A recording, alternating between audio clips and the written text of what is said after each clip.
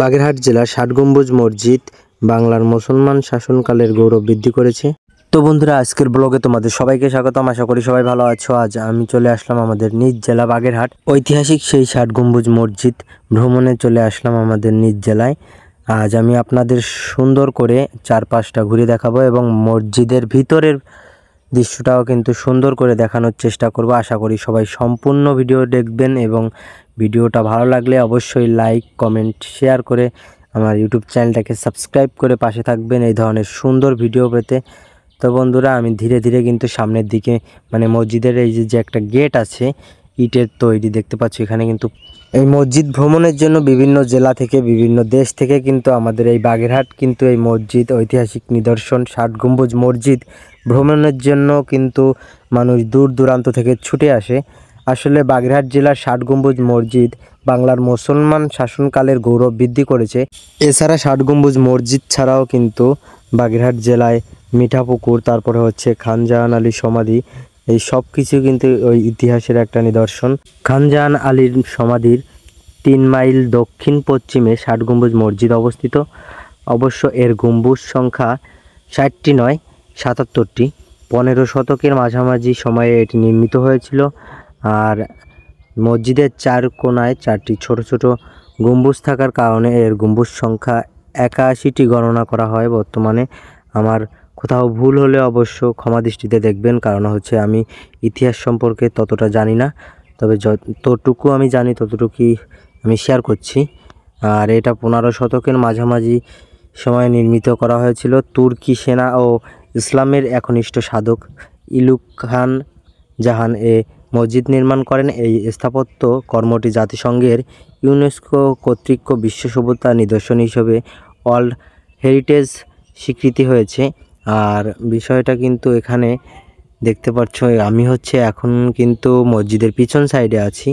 আর এত সুন্দর পরিষ্কার পরিচ্ছন্ন মসজিদের চারপাশটা এবং সবুজে ঘেরা, তার ভিতরে গিয়ে এমন ঐতিহাসিক নিদর্শন দেখতে অনেকই ভালো লাগছে। আপনারা কখনো কি এই বাগেরহাট মসজিদে ভ্রমণে আইছেন কিনা, ষাট গম্বুজ মসজিদ ভ্রমণে আইছেন কিনা অবশ্য কমেন্টে জানাবেন। এই দেখুন, এখানে কিন্তু খোদাই করা নকশা দেখা যাচ্ছে, কিন্তু পোড়ামাটির ইটের অনেক পুরানো হয়ে গেছে মসজিদটা দেখতে পাচ্ছ। 15 শতক বলতে এখন 2025 চলছে, আর এখনও পর্যন্ত মসজিদটা কিন্তু তেমনই আছে।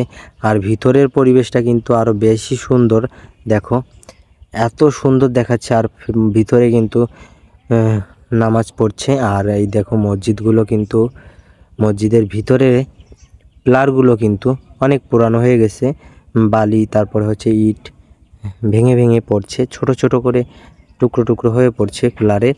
দেখো, আর ভিতরে এত সুন্দর একটা পরিবেশ, আসলে আমার কাছে খুবই ভালো লেগেছে মসজিদের ভিতরে প্রবেশ করে।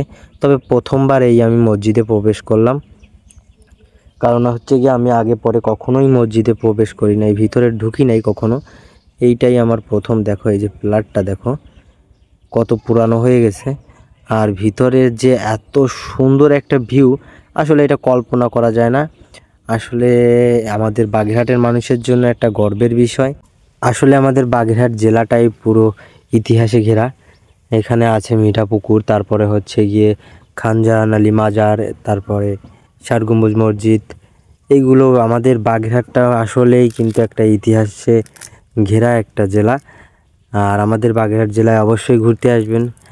আর এই মসজিদটা ঘুরে ভিতরের পরিবেশটা আপনাদের দেখাতে পেরেছি, এটা আমার কাছে অনেক ভালো লাগছে। কারণ কি, আমি আগে পরে কখনোই মসজিদে ঢুকি নাই। আর আমরা কিন্তু মসজিদের বাইরে চলে আইছি, এখন বাড়ির দিকে যেতে হবে, তাই রওনা হব।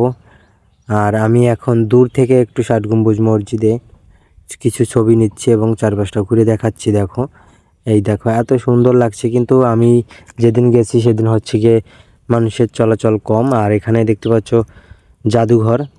জাদুঘরটা বন্ধ ছিল, কারণ আমি যেদিন গেছি সেদিন জাদুঘরের ভিতরে প্রবেশ করতে দেওয়া হয় নাই। আর এই পাশে অনেক সুন্দর করে বেঞ্চ বানানো, এখানে গাছপালা সুন্দর করে সাজানো গোছানো এবং পরিষ্কার পরিচ্ছন্ন। এতটা সবথেকে বেশি ভালো লাগিছে যে এখানের পরিবেশটা অনেক গোছালো এবং পরিষ্কার পরিচ্ছন্ন। ধন্যবাদ সবাইকে। আর ভিডিওটা কেমন লাগলো অবশ্যই কিন্তু কমেন্টে জানাবে। ভালো থাকবেন সবাই।